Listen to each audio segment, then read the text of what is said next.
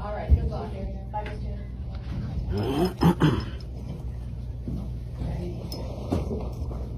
So, Mr. Reporter, ever so patient with you today. Go on a judicial pretrial record for this gentleman's commitment.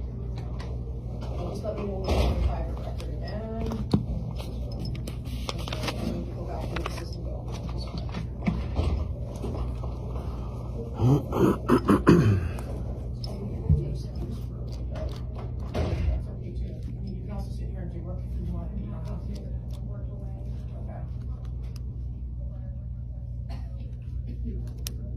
Mr. Bennett, do you want to just come up?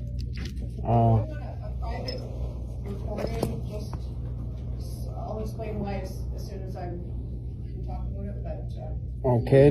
Things up here, that's in yeah, here. you can come right up where the lawyer's still. For the record, if I cross the bar, am I entering into contract with you?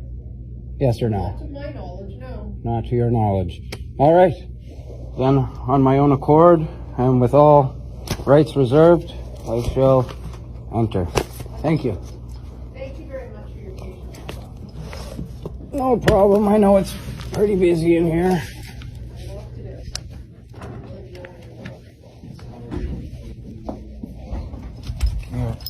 We're just doing something with the reporter, so you can sit down and make yourself comfortable, and then when he tells us it's okay to talk to each other, we're good to go. I have bad knees, so I'll just stay. It's okay too.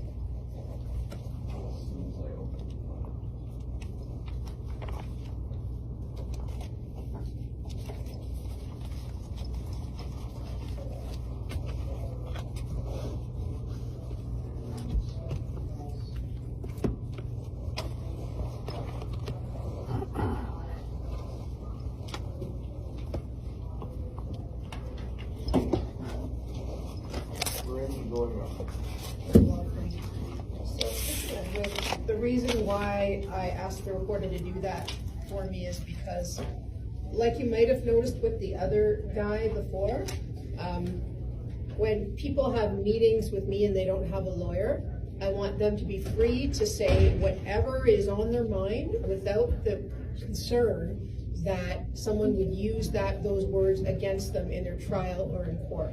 And so what I've asked the reporter to do, because you don't have a lawyer who you could ordinarily filter those discussions through, is he still has to record what I say, because whenever I meet with any member of the public, it has to be recorded, because I'm a public official, right?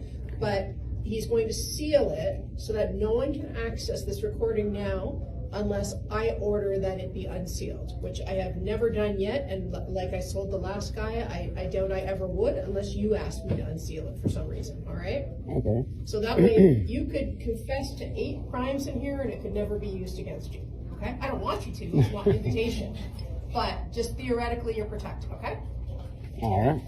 So has anybody told you what a pretrial is before you get started on that book? Yeah. It's just basically me and my friend here. We come to, we'll try to reach an agreement, and if not, we go to trial. You got it. I like the hat. Thank you. A little bit of Che. All right, so is it okay if I ask the Crown Attorney a little bit about if there is any possibility of an agreement? And what they're thinking about that, or is there something you wanted to tell me first? Well, just on and for the record, when you call me Mr., I believe I'm principal to that estate. Okay. So on and for the record, I'm here in propria persona, making a special appearance as grantor and beneficiary of the estate being administered in the case relating to the named defendant, Randy Nicholas Medwood. And I am not here in a representative capacity. This is a court of record, right? Yeah. Okay. So then I reserve all rights at all times and waive none ever. Fair enough. And I've sent our friend here notice, communication, conditional acceptance. I've also sent a couple emails just asking a couple of simple questions like the verified claim from an injured party and or the contract that compels the name I use to perform. And he's acquiesced on these questions 3 times already. Great. unless my friend here can provide a claim of wrong injury or harm, or a breach of contract, I would love to see it, and I'd love to settle any and all debts that be due in truth here today. All right, so he's gonna give us both a little overview of what the allegations are. They're just allegations, and I understand that. I also understand, and I'm sure you do, because you're obviously an intelligent man, that if this does turn into a trial, the burden will be on the Crown to prove any allegations beyond a reasonable doubt, and there's no obligation on you to prove anything, not to prove your innocence, not to call any evidence, no burden on you to do anything unless you freely choose to do so. But I'm gonna get an idea from the Crown what the police say the allegations are, and I've already reviewed a little summary, and again, they're allegations, and I'm gonna ask the Crown where he sees this case going, and if he has any way of resolving the case, and if he doesn't, then we'll talk about setting down a trial, okay? With all due respect, anything our friend here has to say regarding the matter is just hearsay. That's right. Absolutely right. So. And I'm not judging anything right now. It's like I'm a scheduling judge right now, okay? I know, but yeah. If we were to go ahead with trial and he doesn't have a third-party impartial witness, he doesn't have a verified claim, he doesn't have a contract, you're a state attorney, right? State licensed attorney? Yes. Okay. On and for the record, I'd like to see the license. That way I can see and verify that, you are. Okay, so Mr. Ellison, you don't have to do that now, just because I want to save Mr. Medwick some time too. You can actually Google him in the Law Society of Ontario and his name will come up. But not a bar card. I'm going to see the license by the state. Okay, but I don't want to use our time in court verifying him to be a lawyer. Okay. I've known him to be a lawyer for like 20 years. Well, and then also. But hang on. Okay. So I'm going to ask the Crown. You've been really patient with me, I and know. I appreciate that. I just want to get an idea from the Crown where he sees this case going. I promise I'm going to let you speak, okay? All right. All right. And the other thing I wanted to ask is there any chance that you recorded these proceedings? No. Okay, perfect. All right, there's no prohibition against recording proceedings, but it's just a courtesy to let the judge know if that's happening, okay? Thank you. All right, so, Mr. Ellison. Good afternoon, Your Honor. Ellison, Assistant to the Federal Crown. So just a bit of background about the alleged allegations. This took place on July 27th, Which we all understand to be hearsay. This is just hearsay. Yes, these are the allegations that are before the court. Hearsay allegations, got it. Yes. It started with a Trespass of Property Act, and quite frankly, got a little bit out of hand from there.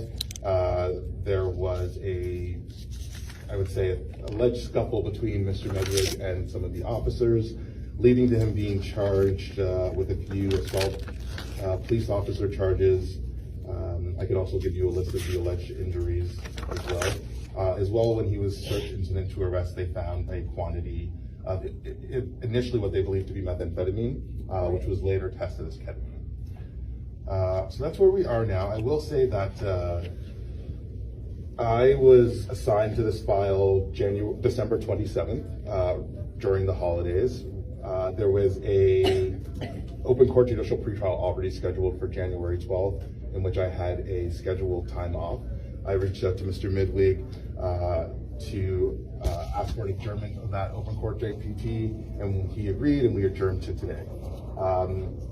Again, this was to try and alleviate some of the court appearances that Mr. Midwig had. I also emailed Mr. Midwig asking to adjourn this particular open court JPT, as while disclosure has been provided and quite fulsome, there are a number of videos that I'm still trying to receive from the casino to see what happened on that particular evening.